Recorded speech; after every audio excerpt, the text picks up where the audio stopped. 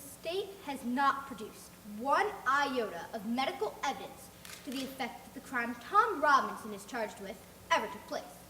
It has relied instead upon the testimony of two witnesses, whose evidence has not only been called into serious question on cross-examination, but has been flatly contradicted by the defendant. The defendant is not guilty, but somebody in this courtroom is. She has committed no crime. She has merely broken a rigid and time-honored code of our society, a code so severe that whoever breaks it is hounded from our midst as unfit to live with. She is the victim of cruel poverty and ignorance, but I cannot pity her. She is white. She knew full well the enormity of her offense, but because her desires were stronger than the code she was breaking, she persisted in breaking it. She persisted. And her subsequent reaction is something that all of us have known at one time or another. She did something every child has done. She tried to put the evidence of her offense away from her. But in this case, she was no child having stolen contraband. She struck out at her victim. Of necessity, she must put him away from her. He must be removed from her presence, from this world. She was white, and she tempted a Negro. She did something that in our society is unspeakable. She kissed a black man. Not an old uncle, but a strong, young Negro man. No code mattered to her before she broke it, but it came crashing down on her afterwards. Her father saw it, and the defendant has testified as to his remarks. What did her father do? We don't know, but there is circumstantial evidence to indicate that Mayella Yule was beaten savagely by someone who led almost exclusively with his left. We do know in part what Mr. Yule did. He did what any God-fearing, persevering, respectable white man would do under the circumstances. He swore out a warrant, no doubt signing it with his left hand, and Tom Robinson now sits before you, having taken the oath with the only good hand he possesses, his right hand.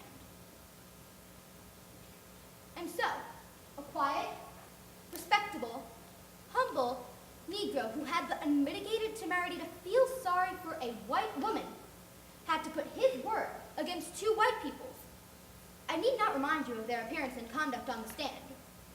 You saw them for yourselves.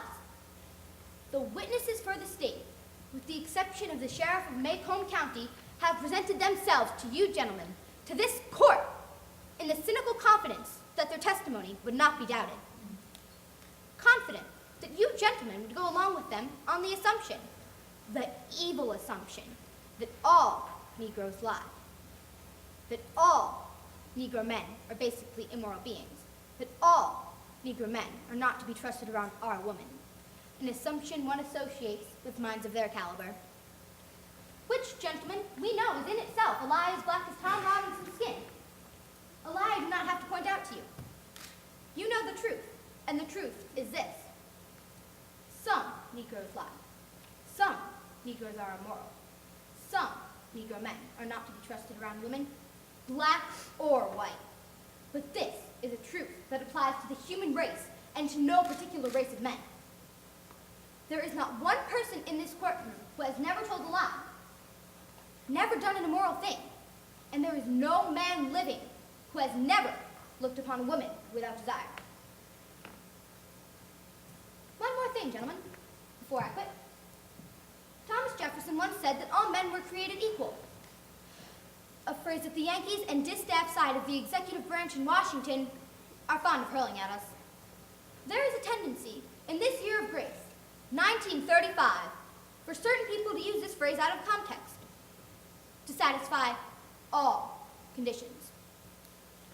But there is one way in this country in which all men are created equal. There is one human institution that makes the pauper the equal of a Rockefeller, the stupid man the equal of an Einstein, and the ignorant man the equal of any college president. That institution, gentlemen, is a court. It may be the Supreme Court of the United States, or the humblest JP court on the land, or this honorable court which you serve. Our courts have their faults, as does any human institution. But in our country, our courts are the great levelers, and in our court, all men are created equal. I'm no idealist to believe firmly in the integrity of our courts and the jury system. That is no ideal to me. It is a living, working reality. Gentlemen, a court is no better than each man of you sitting before me on this jury.